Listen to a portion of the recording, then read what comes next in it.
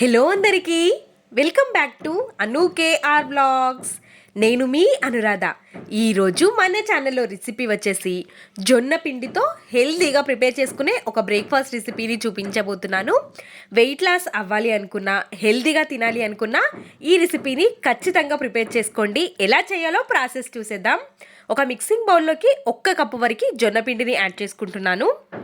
ఇక్కడ నేను ముందుగా పచ్చి బఠానీని ఉడికించుకొని తీసుకుంటున్నాను. కుక్కర్లో వేసి ఒక 3 విజిల్లు రానిచ్చామంటే ఇలా మెత్తగా ఉడికిపోతాయి. ఒక 1/2 కప్పు వరకు పచ్చి బఠానీని వేసేసుకొని నేను సోయా కూరని తీసుకుంటున్నాను. మీ ప్రాంతంలో ఈ కూరని ఏమని అంటారు కమెంట్ చేయండి. మేమైతే సోయా కూర అని అంటాము. ఈ కూరని కూడా కట్ చేసేసుకొని మంచిగా కడిగేసుకొని 1 కప్పు వరకు యాడ్ చేసుకుంటున్నాను. 1/2 టేబుల్ స్పూన్ వరకు పెప్పర్ పౌడర్, 1/2 టేబుల్ స్పూన్ వరకు పసుపు, రుచికి సరిపడా ఉప్పు, 1/2 టేబుల్ స్పూన్ వరకు కారాన్ని వేసుకుంటున్నాను. పెప్పర్ పౌడర్ యాడ్ చేసాం కాబట్టి కారాన్ని నేను 1/2 టేబుల్ స్పూన్ వరకు యాడ్ చేసుకుంటున్నాను. మీరు పెప్పర్ పౌడర్ యాడ్ చేసుకున్నట్టయితే 1 స్పూన్ వరకు కారాన్ని యాడ్ చేసుకోవచ్చు. 1 రెబ్బ వరకు కరివేపాకుని కూడా వేసేసుకొని మంచిగా మిక్స్ చేసుకొని తీసుకోవాలి. ఒకేసారి పిండిలోకి ఎక్కువగా వాటర్ వేయకుండా కొద్దిగా వాటర్ని వేసుకుంటూ పిండిని సాఫ్ట్గా ఉండే విధంగా కలుపుకొని తీసుకోవాలి. ఎక్కువ ఇంగ్రీడియంట్స్ లేకుండా తక్కువ ఇంగ్రీడియంట్స్తోనే ఈ విధంగా ప్రిపేర్ చేసుకుంటే రుచి బాగుంటుంది, వెయిట్ లాస్ కూడా అవుతాము.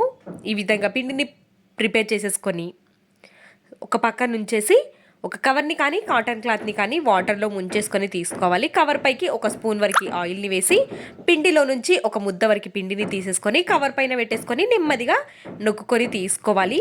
జొన్న పిండితో చేస్తున్నాం కాబట్టి చాలా నెమ్మదిగా ప్రెస్ చేసుకుంటూ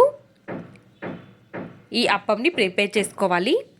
ఈ విధంగా ప్రిపేర్ చేసుకొని తీసేసుకొని స్టవ్ పైకి పెనాన్ని పెట్టేసి 1 స్పూన్ వరకు ఆయిల్ని వేసి పెనం మంచిగా వేడిగా ఉన్నప్పుడు మాత్రమే మనం ప్రిపేర్ చేసుకున్న అప్పంని పెనం పైకి వేసుకోవాలి. మీడియం టు హై ఫ్లేమ్లో పెట్టుకొని మంచిగా కాల్చుకొని తీసుకోవాలి. ఈ విధంగా ఇంకొక సైడ్కి టర్న్ చేసి కావాలి అనుకుంటే ఇంకొక స్పూన్ వరకు ఆయిల్ని వేసుకోవచ్చు. పూర్తిగా ఆయిల్ వద్దు అనుకుంటే కూడా ఆయిల్ లేకుండా కూడా కాల్చుకొని తీసుకోవచ్చు. అస్సలే ఆయిల్ వేయకుండా కాస్త వాటర్ని రొట్టెకి అప్లై చేసి కాల్చుకొని తీసుకుంటే బాగుంటుంది. జొన్న రొట్టె చేయడం రాని వాళ్ళు కూడా ఈ విధంగా ప్రిపేర్ చేసుకొని తినవచ్చు. చాలా బాగుంటుంది. కవర్ పైన చేస్తాం కాబట్టి మనకి జొన్న రొట్టె ఈజీగా తిరుగుతుంది, మంచిగా చేసుకోవచ్చు. అన్నింటినీ ఇదే విధంగా ప్రిపేర్ చేసేసుకొని కాల్చుకోవడం మాత్రం మంచిగా కాల్చుకొని తీసుకోవాలి. అప్పుడే జొన్న పిండి మంచిగా వేగి రుచిగా వస్తాయి. అన్నింటినీ ఇదే విధంగా ప్రిపేర్ చేసేసుకొని సర్వింగ్ ప్లేట్లోకి సర్వ్ చేసేసుకోవడమే.